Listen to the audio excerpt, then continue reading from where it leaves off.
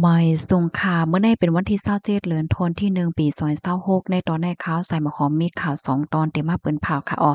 ตอนที่1ค่ะมีข่าวคืบหน้าออกมาว่าภูมิพลพรเขานั้นโฮบโทบหันก็อันเป็นโหนนะจุ่มก้นหนุ่มไต้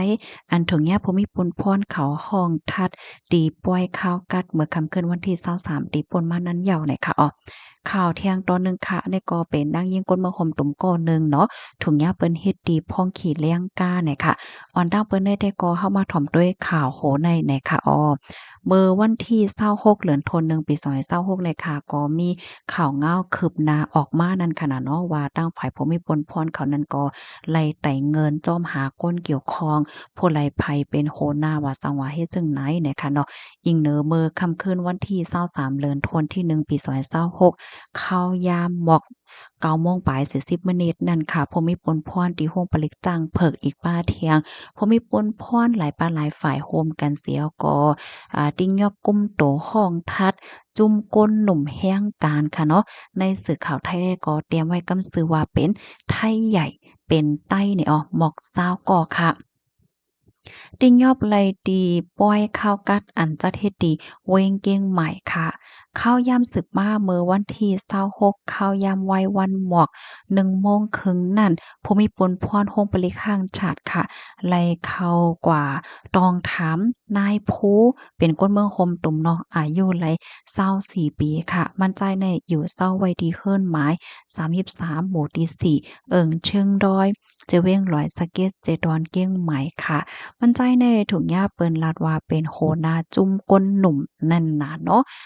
เลยครบเท่าพันโตมั่นใจในปื้นตีก่อสร้างตีหนึ่งอันมีไว้อยู่ที่นองหลมเจอเว้งหังฉัดเจดอนลำปาง เมื่อพ้องดีเหตุการณ์เฮ็ดงานอยู่นะคะเลยต้องเลยถามสิเลยฮู้ว่ามันใจในมีวัดไหวเต็มทวนทุกแม่นจ้อมหนังปักเปิงหมายมีค่ะกดทัดด้วยภายอ่อนเยียวมันใจก็ครบถ้วนผ่านว่าเกี่ยวข้องจ้อมยาเมากำสังนะคะข้อมูลตัวในค่ะไล่เบิงอิงเอามาดีเพ็กเสพข่าวเก้งใหม่ต่างไว้ค่ะ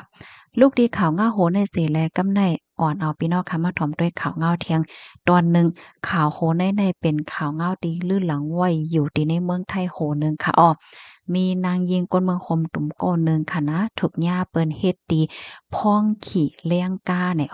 เมื่อวันที่24เดือนธันวาคมที่1ปี2026ในตีโค้งปลีคลองหลงเจดอนปทุมธานีค่ะมีผู้ชายก่อหนึ่งชื่อห้องว่านายชกพิพัฒน์เป็นก้นเมืองหลีอายุหมอก40ปีเนี่ยค่ะ ไล่อ่อนเอานางสาวโมอายุ24ปีเป็นก้นเมืองคมตุ้มเข้ากว่าเติงลาตีโคงปลีกไหว้หลังเสถุงยาผู้ยิ่งไทยก่อหนึ่งเฮ็ดดีเฮ็ดหายมานังก้วยมกา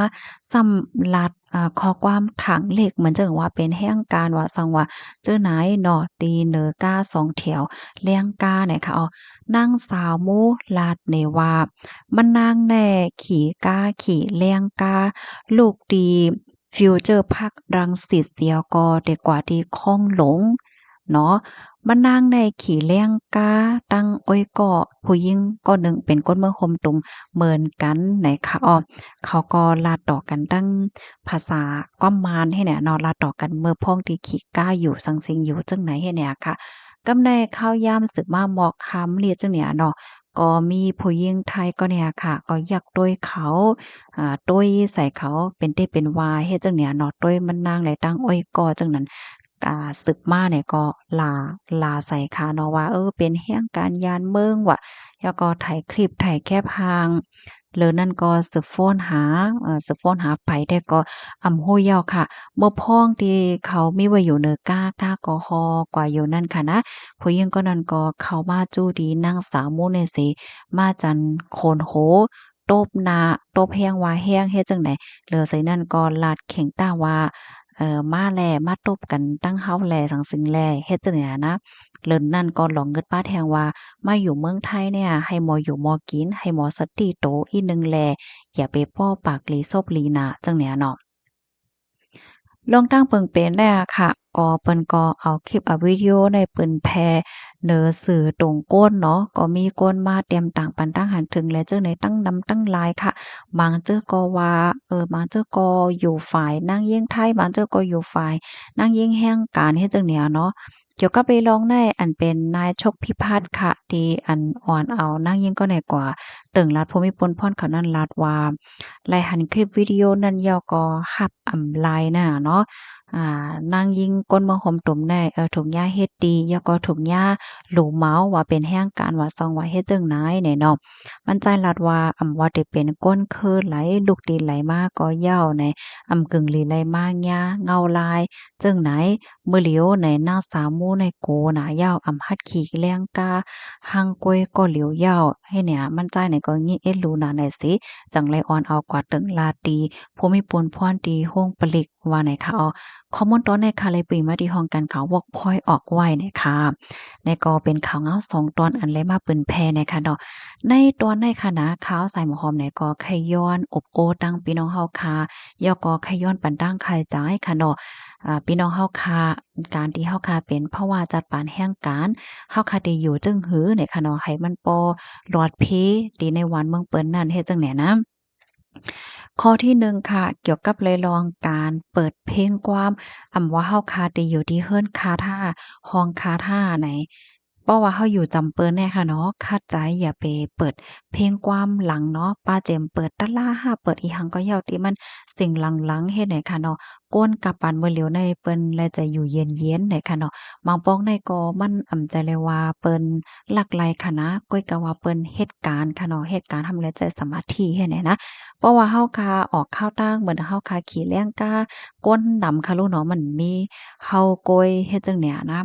เพราะว่าเฮาคาอบโอ้กัน5ลาต่อกัน5เปิดเพลงความแล้วจั่งใดก็อย่าไปป้อเสียงลังแฮ้งหน้า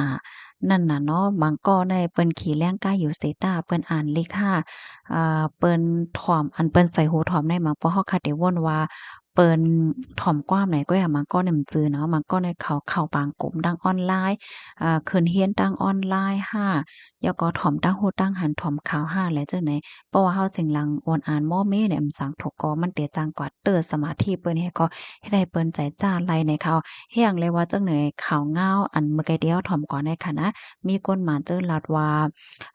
อันเป็นนางยิ่งแห่งการให้เขาอบกันเสียงลังแห้งหน้าอ้อเนี่ยมันก็เขาก็ว่าเฮ็ดจั่งใดนี่นะอ๋อ อันในตอนหนึ่งเห็นเนาะอันแค่ปันฟังถึงปันพี่น้องค่ะแล้วก็แทงตอนหนึ่งค่ะลองอบโอ้กันเนี่ยก็เหมือนกันเนาะเพราะว่าเป็นที่เมืองไทยเนี่ยเฮาค่ะได้ฟังหั้นแม่นว่าเพิ่นได้อบกันลอยๆเฮ็ดจั่งใดก๋วยเนาะเพราะว่าเฮาค่ะอบกันเสียงลังโอนอาเนี่ยเปิ้นมันบางปองบางแหลมสังถกมันจังกว่าเด้อเคิกเปิ้นบางก็เปิ้นไปหันถึงว่าสร้างกินเปิ้นเฮ็ดจั่งใดอะนะมีลองแหย่ๆเนี่ยมันจังยาเปิ้นว่าเฮ็ดจั่งใดไลเนี่ยค่ะเนาะแล้วก็แทงตอนหนึ่ง อันแค่ปันฟังถึงปันผู้ปันแห้งค้าได้ก็การที่เฮาค้าห่างเคิงอันเนี้ยก็มันก็จ้อยเทียมไรเหมือนกันค่ะนะ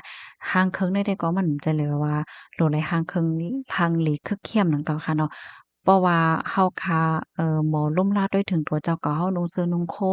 กว่าในแก่กลางเปิ้นก็มันก็เต็มป้อกายตาเปิ้นกาหือในค่ะเนาะนี่ก็เป็นลอกลายปอดอนตัวหนึ่งลอกลายเอาตัวรอดเฮ็ดไหนค่ะนะพี่น้องคะรับถอมยอหันถึงจังหือพองในค่ะเนาะก็ปันทหันถึงมาเลยค่ะ ย้อนให้อยู่ได้กินหวานและรอดเพ่กันกูก็ค่ะน้องไม้ทรงค่ะ